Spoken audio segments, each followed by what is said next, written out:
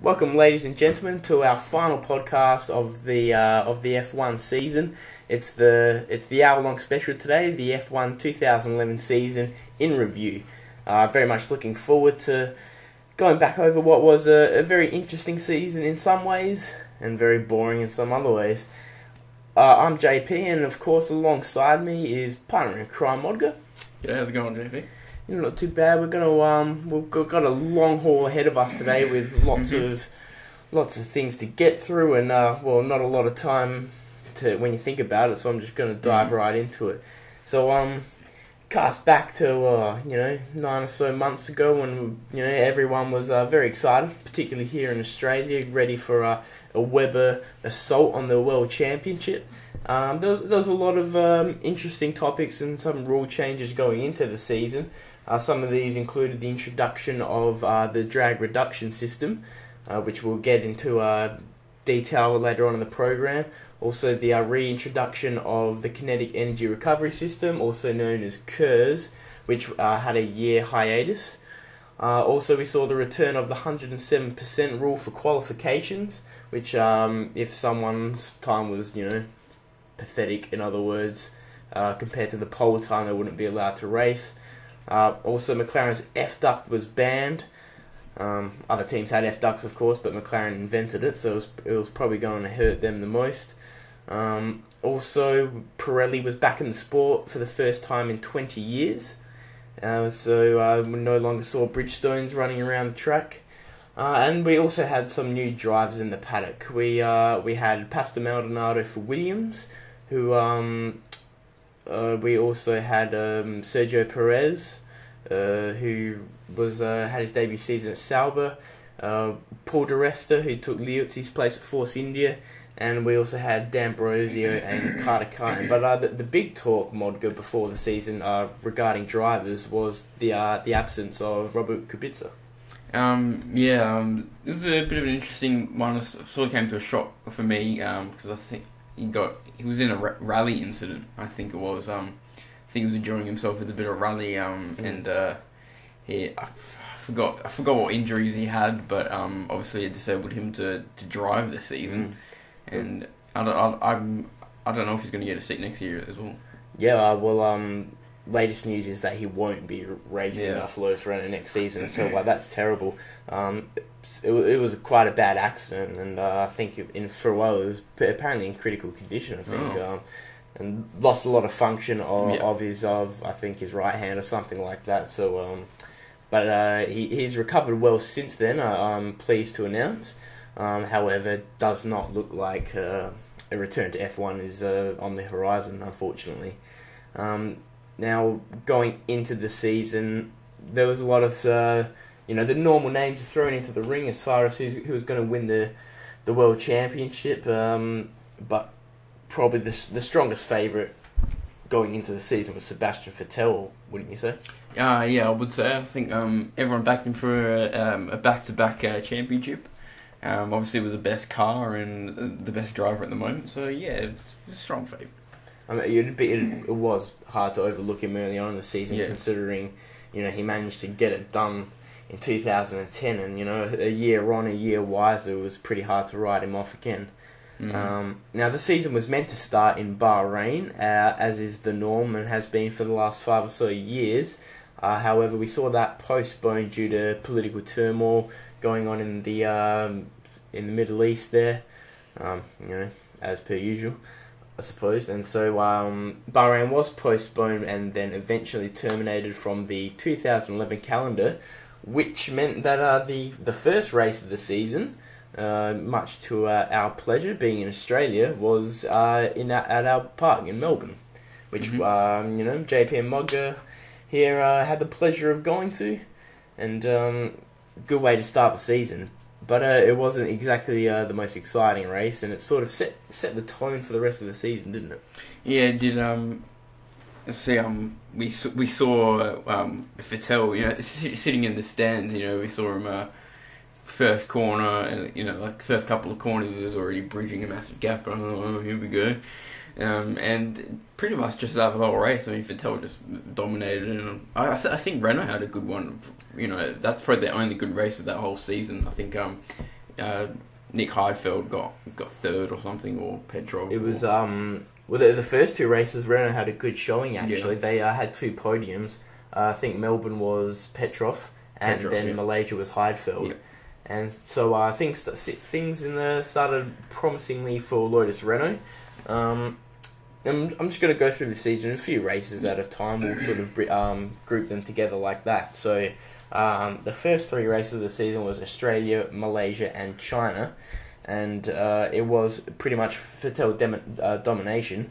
He won Australia, Malaysia, and then was second place finisher in China. The second best starter of the season was Lewis Hamilton, who finished second in Australia, and he won China. Mm-hmm. But Australia's own Mark Webber, he didn't have the best starts of the season, did he? Finishing 5th in Australia, 4th in Malaysia, and then 3rd in China. But that 3rd in China, that was somewhat like a win, wasn't it? Yeah, I think China was when he qualified something like 18th, 17th.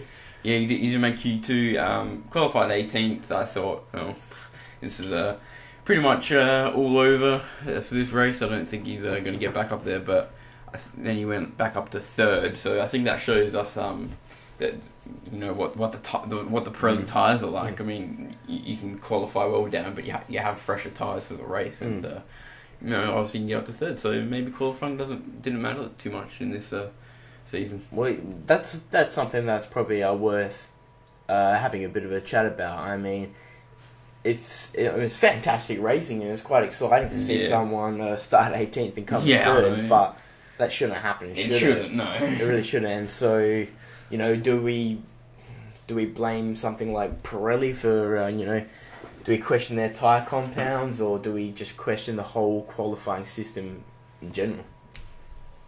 I reckon we should question the whole qualifying system in general, because the rule is to start on the tyres that you got your best time with in Q3 or something like that. Yeah. And you might well didn't make Q3. I think what a good thing would be to do is there's no Q1, Q2 or 3. I think have a big qualifying session where they all go out, and the best time that they got with is the tyres that they use. I mean that means that you have to get a time very quickly so you don't ruin your tyres that much. And that's how I think it should happen. Yeah. I mean, I still like the idea of using the tyres that you qualified with, but for people in Q1 and Q2, it gives them the advantage. Really.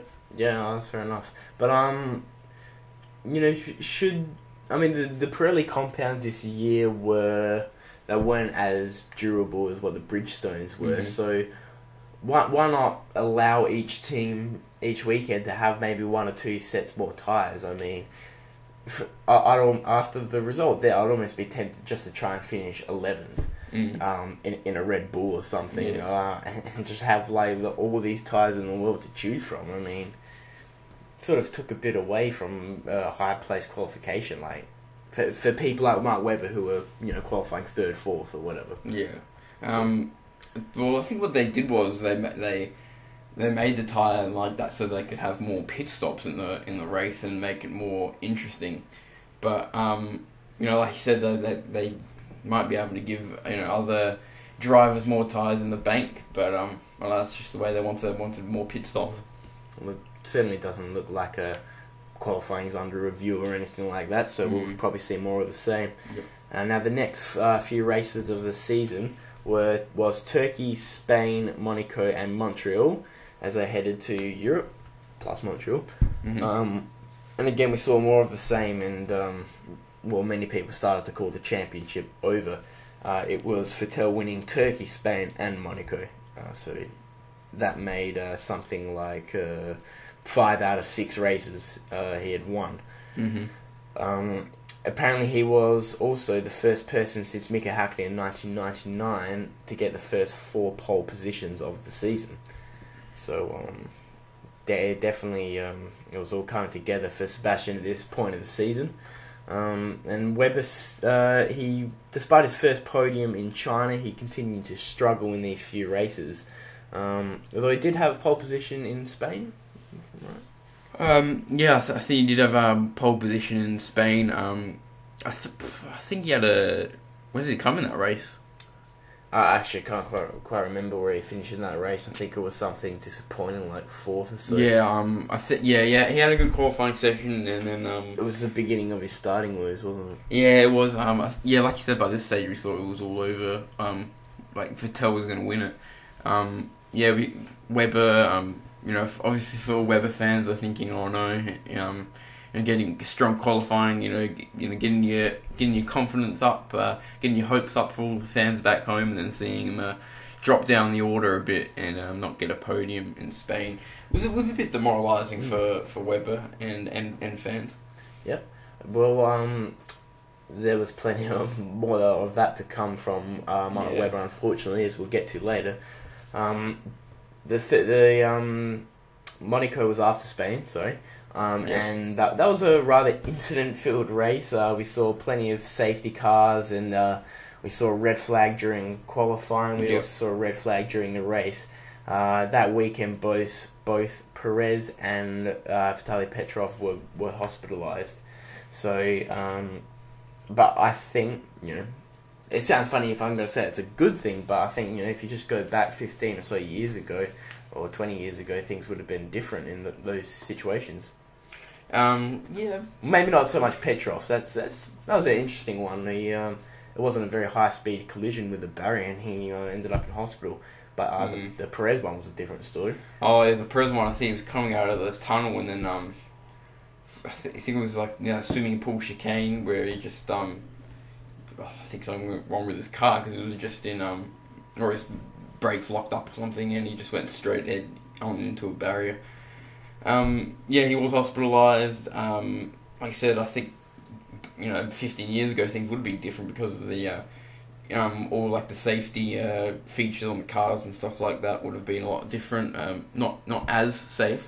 I think we haven't had a death since Ayrton Senna, so the safety of the cars in F1 have been very good.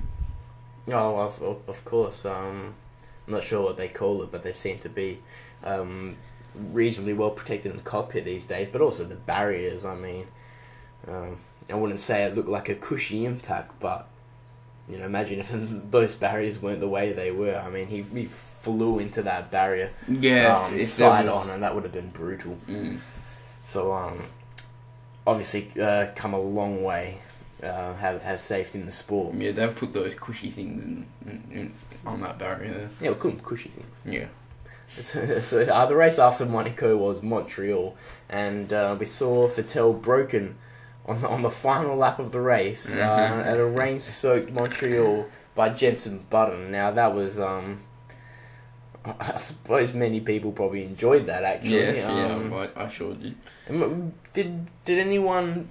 Did you perhaps, Modger, think maybe there was still a glint of immaturity in Vettel at that stage when he had an error on that final lap? Obviously now we know that wasn't true, but at the time I think I thought it was immaturity, maybe a bit more to learn, discipline. That's all I can put it down to at that particular time.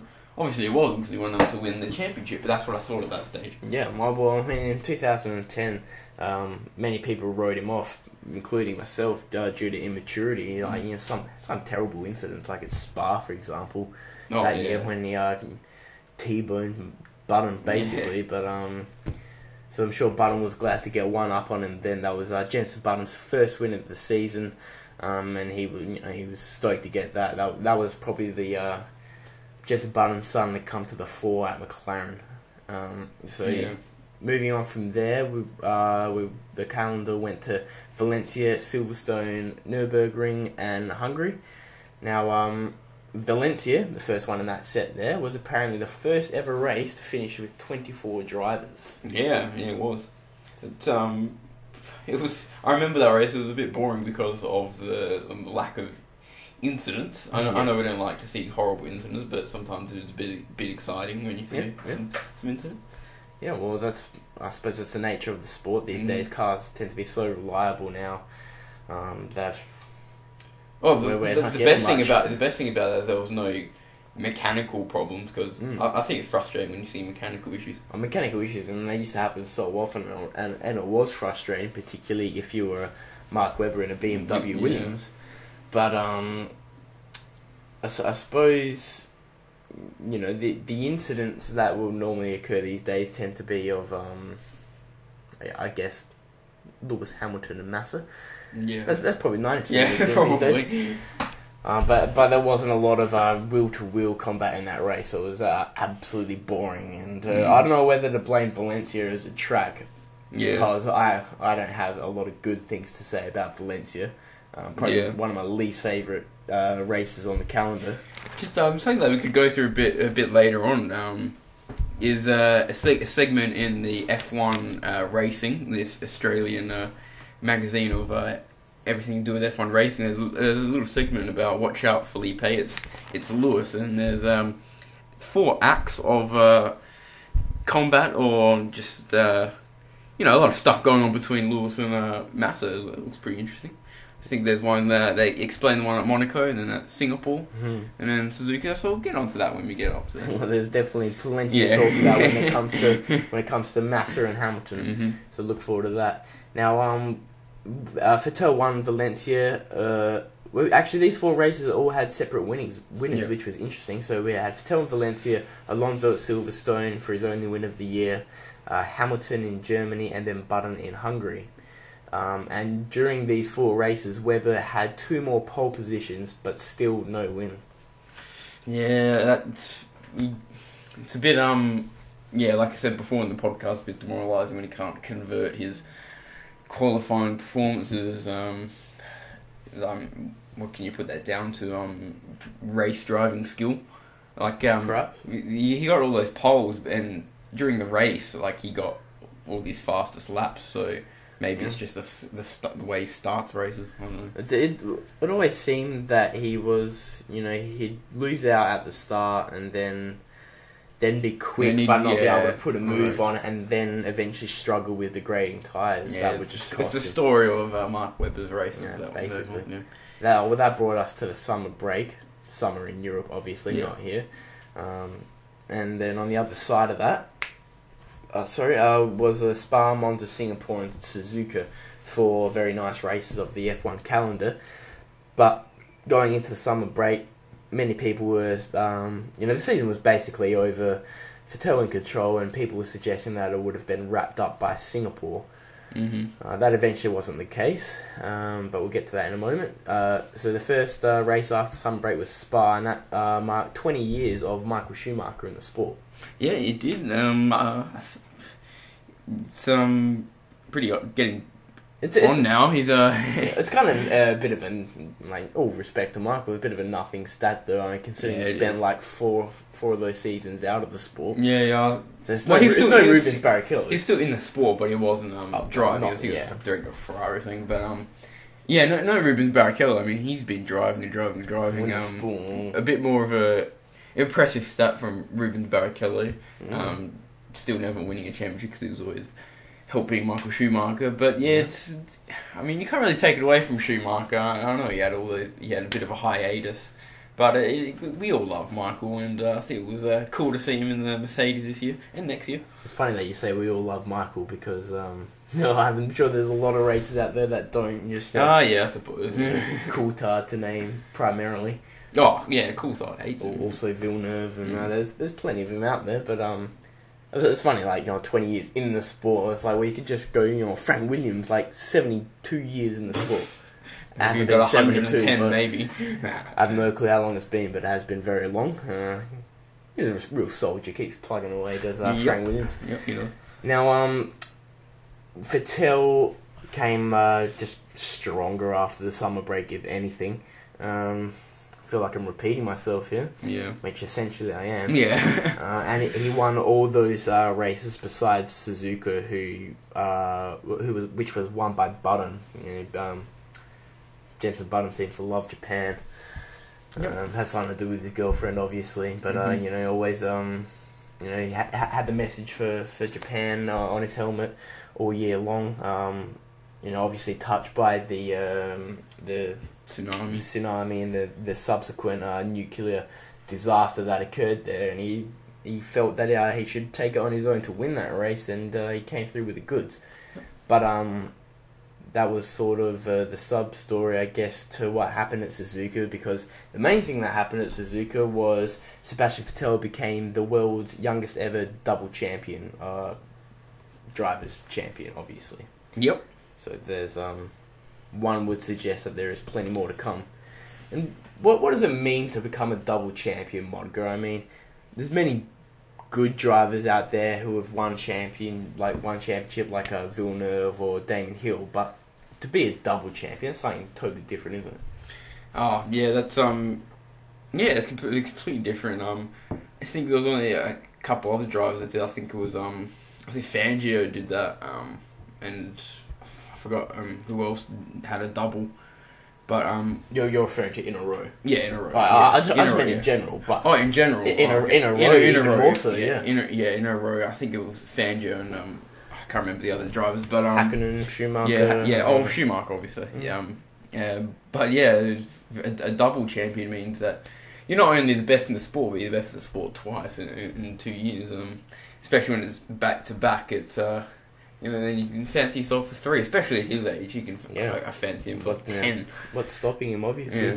And people in certain sporting realms tend to say that it's actually more satisfying to defend a title than to win the title itself. Yeah. Mm-hmm. And so I'm sure that's what's probably going through Sebastian's mind. Obviously, a very satisfied German at the moment. Yep. Now, there were still 4 races to go after that, and just going through the formalities, obviously. Sorting out the other placings. Now, in Korea, that was the first time, actually, only with 4 seasons left, we didn't see a Red Bull on pole position, and that was taken by Lewis Hamilton. Yep. So that's that's some run from Red Bull. But then Vettel claimed pole, fastest lap, and led every lap in the inaugural Indian Grand Prix. Yep, he did. Rather impressive from Sebastian. Also in that race we saw Felipe and Lewis again, as we did in Suzuka and Singapore. I know I'll get into that later, but Vettel just leading from start to finish. Impressive race. Yep, a lot of people have been singing the praises of that Indian Grand Prix. Did it work for you? What was that, sorry? A lot of people seem to apparently Indian public really embraced the Grand Prix there, so... well, I wasn't there, so... I'm sure they did. But, all the drivers and people in the F1 realm, I suppose, were really happy with the Indian Grand Prix, so that surprised me. Oh, well, I guess it's here to stay for a while. See some of the stewards out on the track that's quite funny. Using brooms to dust off all the sand, to brush off all the sand. That was quite funny. It's quite funny.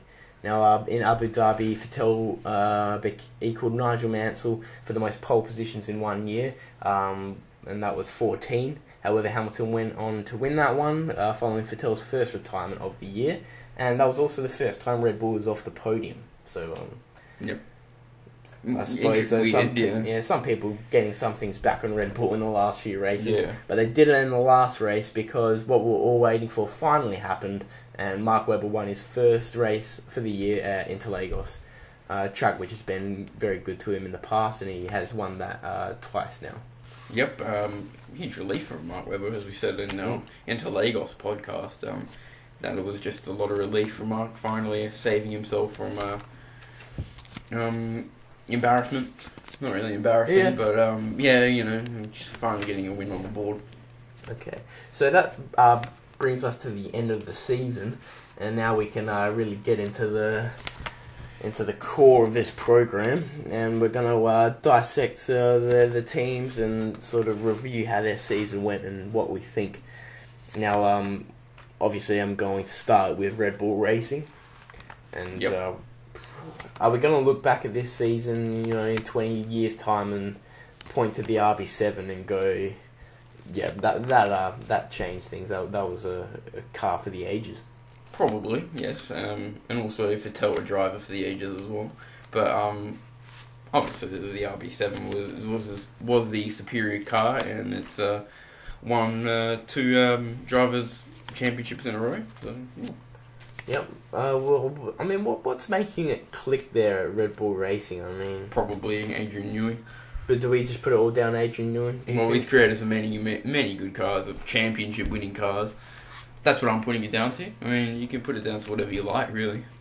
I guess. I mean, obviously it helps to have very good drivers, of course. But Adrian Newey, obviously a proven genius.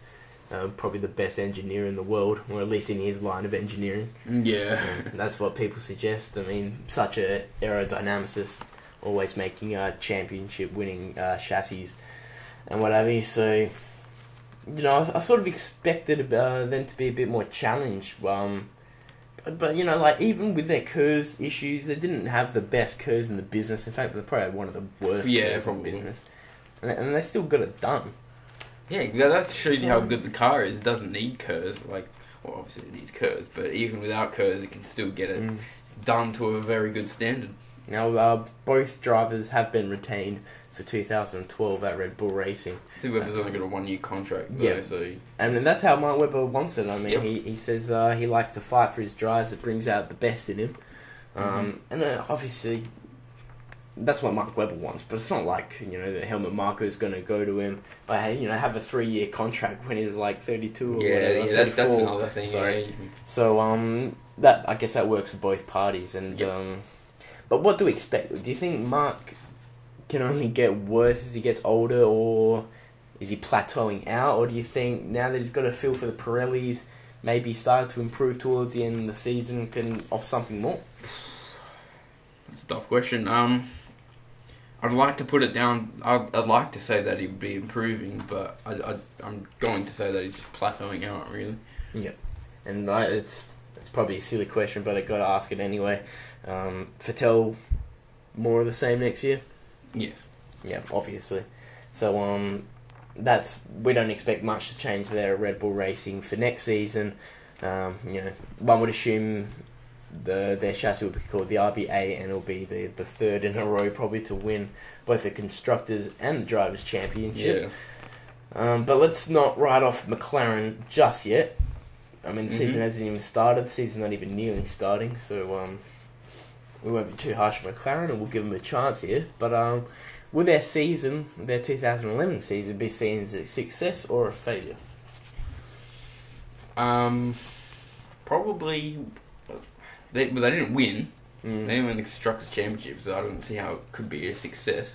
I think, considering the banishment of the F dot, I think that was they quite relying on that. I think they had a good season considering that they didn't have the F dot, but I think they can only get better from this season. To be honest, I think that they'll build on this season and definitely come out with a much better car next year. Yeah, well, a couple of seasons ago they had a very good KERS package, and then you know, they had such a great straight line speed this year, but at the end of the day, it's more about downforce. It's not about straight line speed. I mean, take Force India for example. They're one of the fastest cars through the speed trap, and they're crap. Yeah, I know. It's all about downforce. If you have good straight line speed, then what's the point of not having? You know, you have to have downforce as well. You got to be a good all round car. Similar to Red Bull Racing, both drivers retained for 2012. But who's got that number one spot, you think, for next season? What, at Red Bull? No, at McLaren. I think many would suggest it would be Jenson Button. I think you look at the stats, it was sort of a close-ish season. But I think Button definitely did have the upper hand. But many would suggest it would be Jenson Button, and I also suggest it would be Jenson Button. What do you think, JP? I also think Jenson Button. Having said that, I reckon... No, I just I'll stop you there. I was talking about stats with Jenson Button and Hamilton. There's a little bit of a sitting here in the F1 magazine, the Australian one, and so they both got 5 wins each. This was up to the Indian Grand Prix though, so including the Indian Grand Prix, it's 5 wins each. Button had 12 podiums, and Hamilton had 9. That's other podiums like second or third, and Button didn't have one pole apparently, so and Hamilton had two. This is since Jenson Button joined McLaren, not for the season, obviously. Yeah. So yeah, no, they didn't get five. Yeah, 5 wins. And Hamilton having 16 other points finishings, and Button had 1 non-mechanical retirement, and Hamilton's had 4. Jenson Button has come out on top with 454 points to Lewis Hamilton on 442, and Hamilton's had 8 fastest laps, and Button's only had 4. So it's sort of even, but based on that, very even. Since Hamilton won Abu Dhabi, so it would have given him the edge on the race wins, but and also I'd say attitude as well a bit. Well, obviously Hamilton's struggled a bit in that department in the past, and now's probably a good time actually to sort of discuss Hamilton's season, particularly his incidents with Massa. If you still got that one brought up in the magazine. Oh yeah. I'm not sure if he actually collided with anyone else this season besides Massa, but yeah, I don't think so. It certainly was a lot of times with Massa. So we'll just go through the all 4 acts of it. Yeah. Okay. We'll go through Monaco. It says here on lap 34. It gives some very good descriptions of all these disasters. And on Monaco, on lap 34, Hamilton came up behind Felipe, and the McLaren driver made an attempt to dive on the inside of the Brazilian at Fairmont hairpin, which is the very, very slow hairpin. And the pair made contact, which damaged Massa's car and caused him to crash on the exit of the tunnel. The stewards gave a drive-through penalty for Hamilton. And in Singapore, after Massa appeared to delay Hamilton in qualifying, the pair made contact in the race when Lewis attempted to pass a Ferrari at turn 7. He backed out of the move but rolled into the back of Massa's tyre, which caused a puncture. Steward's verdict, a drive-through penalty for Hamilton. In Suzuka, on the straight out of 130R towards the chicane, Lewis slightly moved over to take his line for the hairpin. Massa was on the outside of the track, so the pair made contact, although both were able to continue the race. So the steward's verdict was no further action. In India, which was the most recent one, on lap 24, while battling for 5th position, Lewis dived down the inside of Felipe at turn 5 of the Indian Grand Prix. The Ferrari turned into the corner and broke Lewis's wing in the process. Hamilton pitted while Massa continued the race, drive-through penalty for Massa. So in Act 1 and 2, Monaco and Singapore, Hamilton got the drive-through, but out of all 4 of those acts, Massa only got 1. So perhaps not entirely Hamilton to blame for most of them. Yeah. Although that manoeuvre at Monaco was absolutely ludicrous. That was shocking. Trying to justify a manoeuvre going into the slowest corner and tightest corner in F1 racing. Whatever it used to be called, Lowe's hairpin or something like that. Whatever it was Fairmont hairpin. Fairmont, yeah. Never seen that. No, you have. In my life. Nor will it ever. So that was silly. Yeah. Lewis Hamilton probably a bit tidier towards the end of the season. Duelled with Felipe Massa at Interlagos and did not have an incident. Surprisingly. Which is really something. So we'll see. I'll definitely look with interest to see who's going to be the number 1 driver next year at McLaren. It's going to be probably another tight season for them. Probably. Moving on to a bit more of a shambles, and that's Ferrari.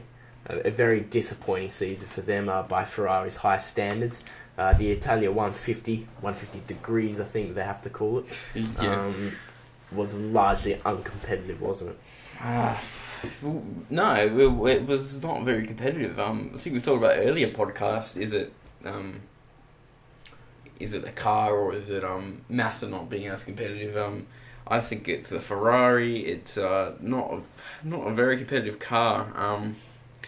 They only won 1 race, and that was Alonso at Silverstone.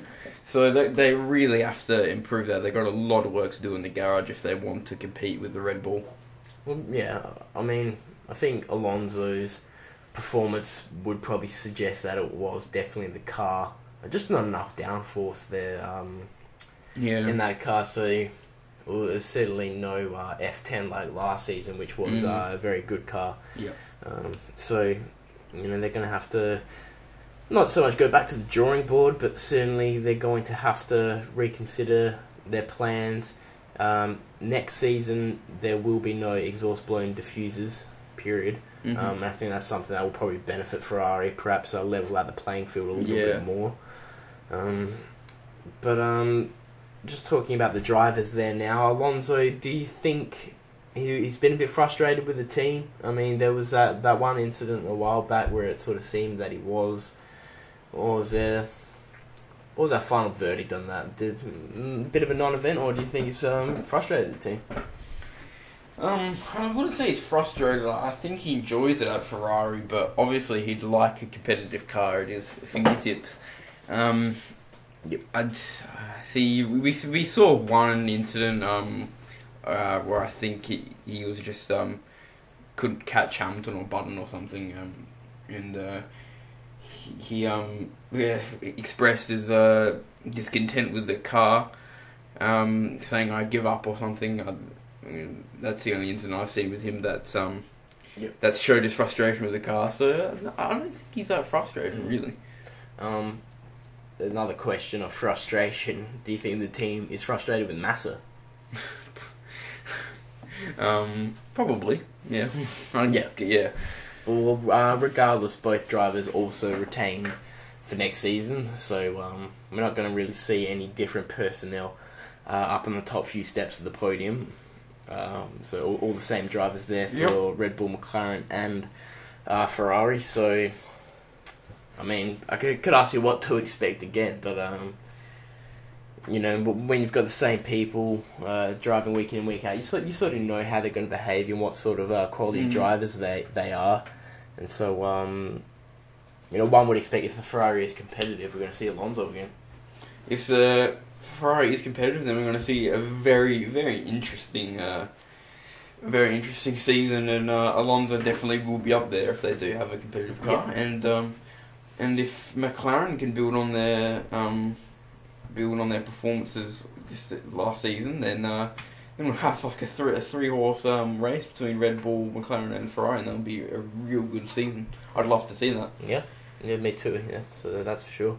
Now, one team that has promised a lot in the last 2 years but has failed to deliver anything is Mercedes GP. There was a real lack of improvement this year, wasn't there? There was. Really, they're not going to. I hate to say it, but they're not going to go anywhere with Schumacher. Driving. Well, that's the next thing I was about to bring up. Right. Schumacher retained also for next season. Really? I don't know why. I mean, then if they're a team aspiring to move forward, then I can't see that happening. Yeah.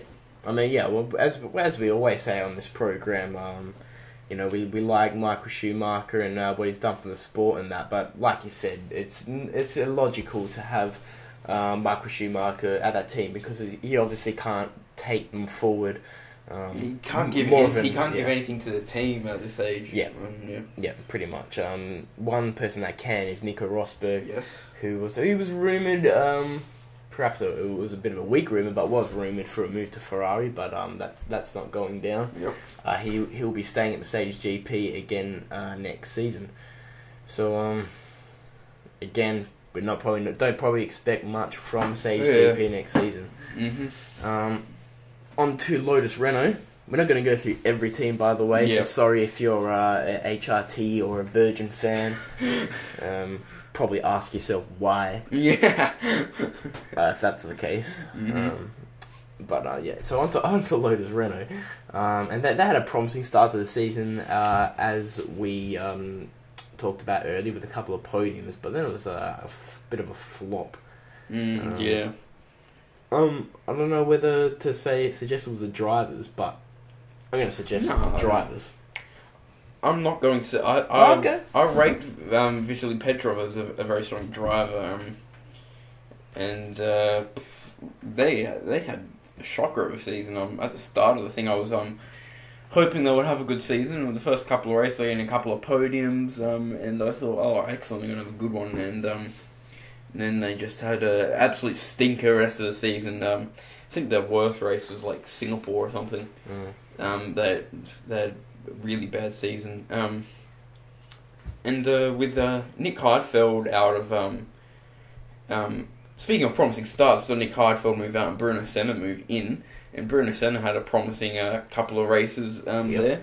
And then I don't know if it was him or the car just let him down, but then he sort of stooped down to the Lotus Renault standards, and I think that Lotus Renault do need to go to the drawing board for next season. They really need to improve their car. Well, you suggested that you rated Vitaly Petrov as a driver.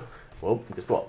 He's gone. Yes. I think Romain Grosjean is in. Yeah, well, Grosjean, whatever. I don't speak French or anything, but I'm just going to guess. But the big story there at Lotus Renault is the return of Kimi Raikkonen. Can he compete at this level again? I mean, have you seen him at NASCAR? Look, a bit of a fatty these days. And how's he going to cope mentally going back into the intense fitness regime of F1 and the seriousness of it? Oh, if he is serious, then I'm sure we have no problem. I used to love good old Kimi Raikkonen back in the day.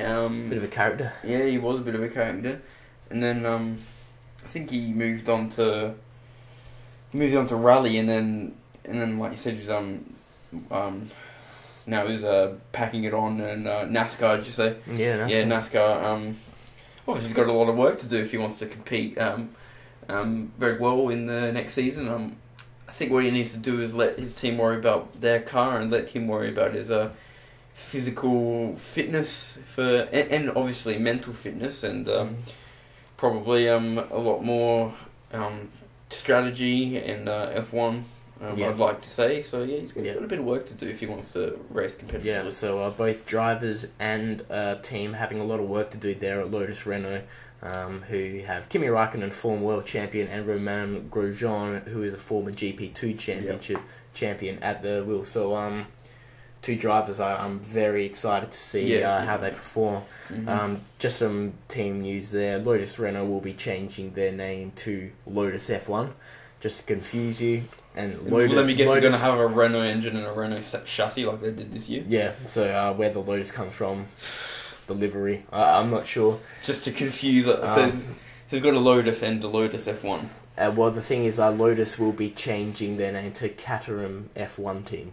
Okay, well that makes sense. There'll only be one Lotus, and it won't be the green crappy one that's going around. It'll be the slightly better black and gold one. Yes, okay. Which is actually a Renault. Which is actually a Renault, yes. Yeah, okay. Now, last team we will review is Williams. I'm a boyhood fan of Williams, and this season brought tears to my eyes as far as worst season in 33 years. So, yeah, basically that's how that season went. I blame Cosworth. I'm sure they blame Cosworth. Oh, yeah, obviously. What good blames Cosworth? Just a bad engine, really. I mean, what good team does have? I think HRT have Cosworth. I mean, what team does have? Well, Cosworth is sort of like, you go into the supermarket and you see some Bickies or something. Do you get the Scotch finger, or do you get the Woolworths brand, or black and gold or whatever? Exactly. That's what a Cosworth is. It's just people that don't have a lot of money sort of go for the Cosworth engine, I guess, and it's you get what you pay for, as in all walks of life. Yeah. But what I am, brimming keen with is the return of the Williams Renault partnership. So extremely keen. Don't expect too much if you're a Williams fan straight away, but it's got to be an improvement, doesn't it? Surely. I mean, we saw BMW with their shocking mechanical issues. Cosworth, who are just plain bad. And, Renault, they're bringing back the glory days, perhaps. Well, I'm hoping anyway. I'd love to see them bringing back the glory with the Renault engine. But their question is if who their driver's going to be. I mean, is there been any news with Barrichello? Maldonado has been retained, but there is still no news on Barrichello. Yep. So, I think that's good. I think if you give Maldonado a good car, I think he's got a lot of talent. I think he does as well. Yeah. I reckon Williams do have the formula for success. Done it in the past. Obviously, the most powerful team in the 90s, and They get a good engine back. I mean, so Frank Williams is still there. Patrick Head's still there. They have gotten rid of their technical director, Sam Michael. Obviously, he must have been bad. Yeah, so they're really shaking things up a bit. And they've also brought in a few geezers called Mark Gilland, Mike Coughlin, and John Tomlinson. And Patrick Head and Frank Williams are very hopeful that they have a good season. Yep. And I'm hopeful. Yep, yeah, so we'll watch that with interest, obviously. But I'll also watch to see if Barry Keller was retained. I mean, maybe in a better car he still has something to offer. I don't know, but obviously not a pick for the future, more for the present, which I'm not sure if that's what they want. It's funny because the start of the season, everyone was talking up Barry Keller, saying that he was such a sensible driver, and then we saw him go off in qualifying and in the race in Melbourne, and many other times really. So yeah. Okay, we'll see how that turns out. Also, just some more team news about team changes. Virgin are changing their name to Modger F1 team. Yeah. And Dan Brose is dropped for a geezer called Charles Pick, who I don't know. Driving news, very exciting from an Australian perspective. I have my notes here going, where's Ricciardo going to be next season? And that's been answered. He's going to be at Toro Rosso. Good, yep. And he's going to be alongside Jean-Éric Vergne, who is a Formula 3 champion of 2010, and he became the reserve driver at Toro Rosso when Ricciardo went to HRT. So two fresh blood drivers that have come through the Red Bull program. So no Boemi or Alguersuari, where they'll end up, remains to be seen. Yeah. Perhaps in the F1 wilderness. Probably not Alguersuari. I think he's got a lot to offer the sport. Yeah. He's pretty young. But we'll see how that goes. So big news there for Dan Ricciardo. Now, with the little time we have left, we're going to just sort of, this is what we've been looking forward to, isn't it? We're going to grill some things on the technical side. First up on the ranks is the DRS system. Shambles. Yep, I hate it. I know Schumacher loves it. He loves the overtaking aspects. It's not over. Well, I think I can't remember who said, but someone mentioned that it's not overtaking; it's passing. It's like it's kind of different. It's just like you just breeze past them. Yeah, John Watson. It said he told F1 Racing magazine. He said this year what we've seen in F1 is motor passing, not motor racing. Yeah, that's the one. And he said that's down to artificial aids. Totally true. I couldn't agree more. I couldn't put it better myself. That quote. That's exactly what it was, and it's very infuriating. For someone that's been following F1 for a very, very long time, DRS I think is intended for people that maybe been watching MotoGP the whole life and thought, lots of overtaking and stuff, and they flick on when the F1's on and thought, great, look at all this overtaking, brilliant. But for a really strong F1 fan like us, it's a shambles, really. The worst aspect of it were certain races where there was a double DRS zone, and so one would come up, get in the zone, overtake him. But because they're still close to that driver, the driver that's just been overtaken and punished for not being quick enough, basically, gets the DRS just on the next straight coming up a few turns time. What do you know? He gets his position back. Yeah, double DRS zones are a shambles, and people sort of try to, if they get overtaken, they thought, it's okay, I got the DRS zone, I mean, someone who overtakes it with pure driving skill on a corner, and then gets overtaken on a DRS zone. Again, I've got the F1 Racing magazine here. It's absolutely brilliant. They also have another excellent quote from Anthony Davidson saying, a defining moment for me, he was referring to the DRS, was in Malaysia this year when Rosberg was racing Di Resta. And as they came into the last corner, Rosberg deliberately backed off, so he was behind Di Resta for the DRS detection zone. And as a result, he was able to pass him on the following straight by activating the DRS. He backed off in a straight line in that move. And for me, that signified that we've lost a lot of the cutthroat racing in F1, which we have. Of course, yeah. the bad news is that it seems like it's going to be in place for 2012. Well, one would hope that the eyes have been open to the double DRS zone at least. Hopefully. That is just stupid, and hopefully that'll be gone. But like I said, its immediate future seems to be pretty well in place, and drivers are going to have to get used to that, and sadly we're going to have to get used to that.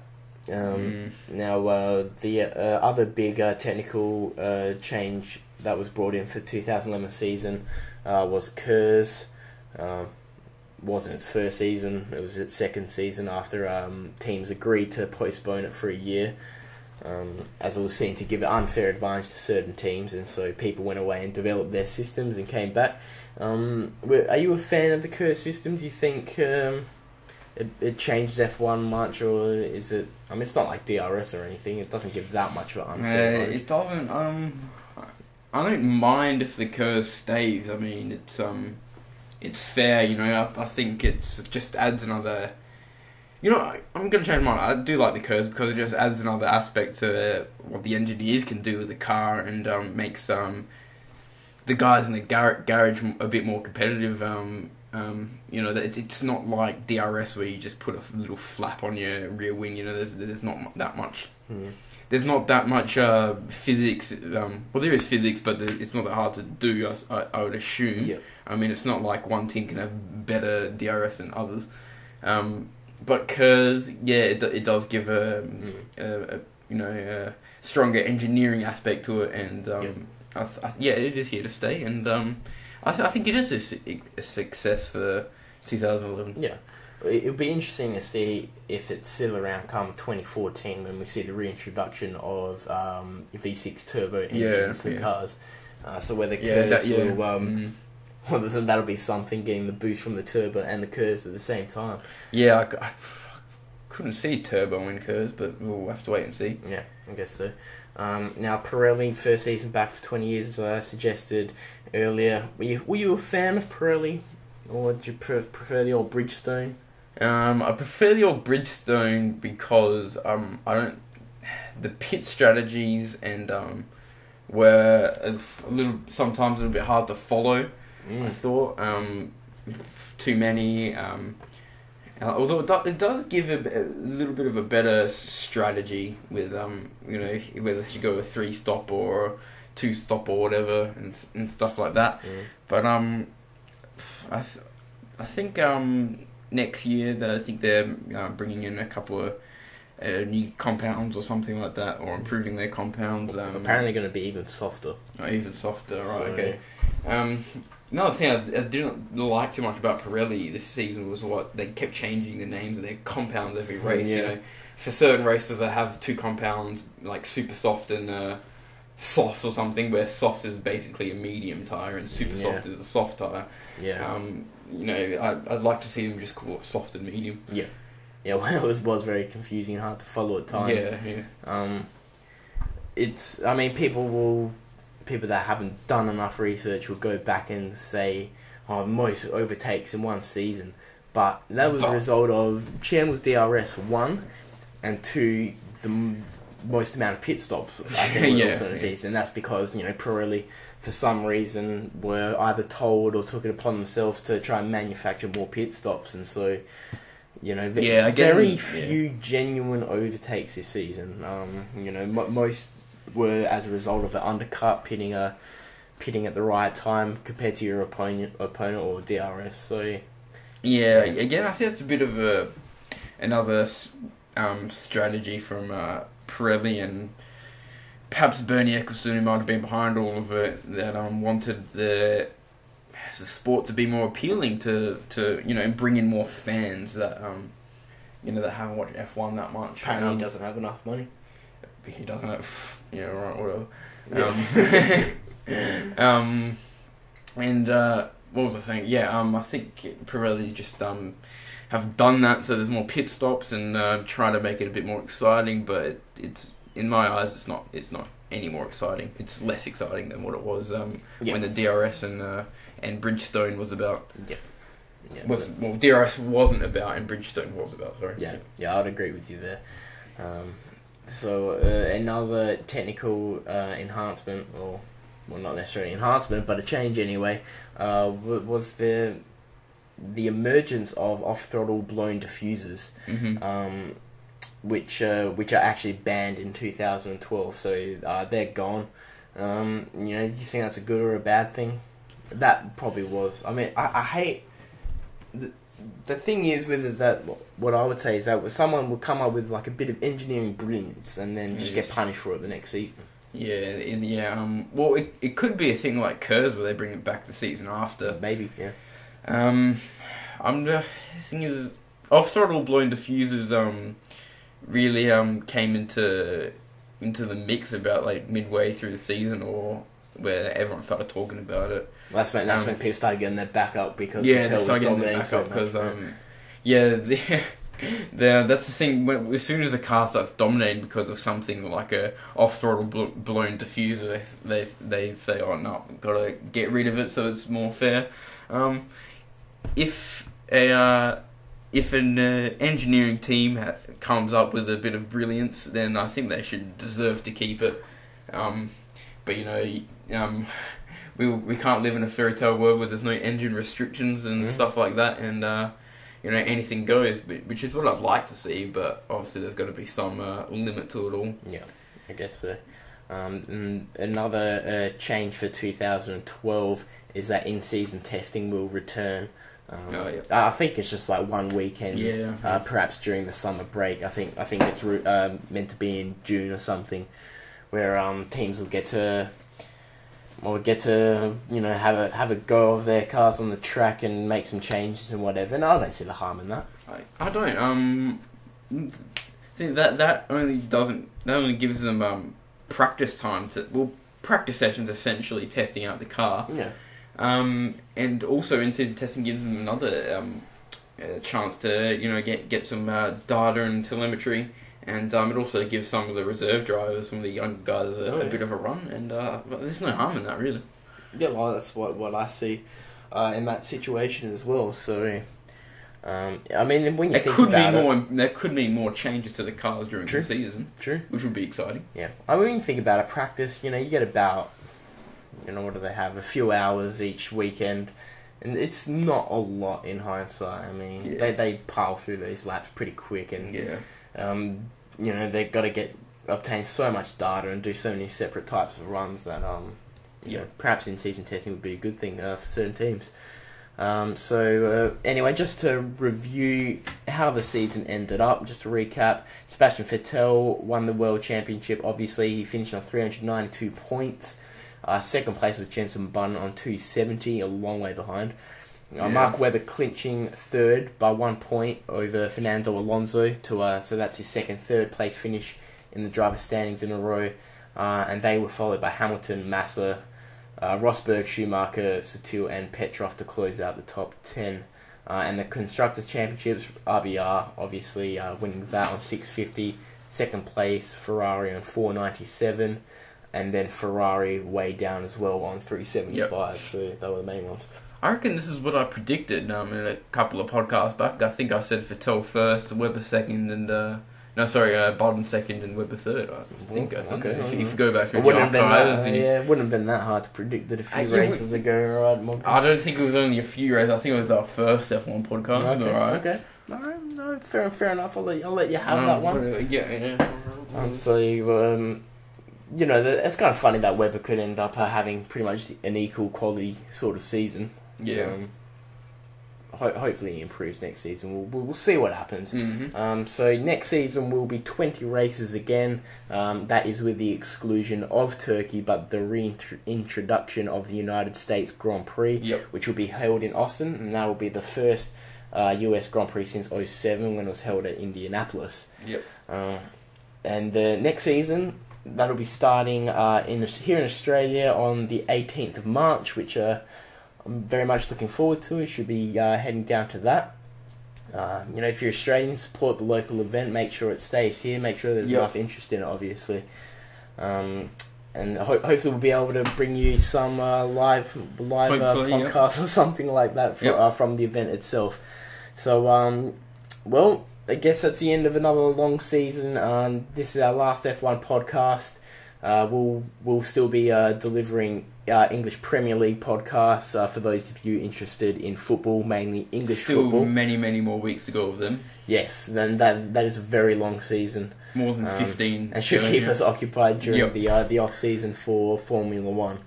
And so be sure to check out our Twitter page. I've left the link down in the bottom. And on behalf of JP and myself, JP and Modger over here, enjoy the off season. To do what you can to keep yourself occupied, and we'll see you in March. Yep, catch you later.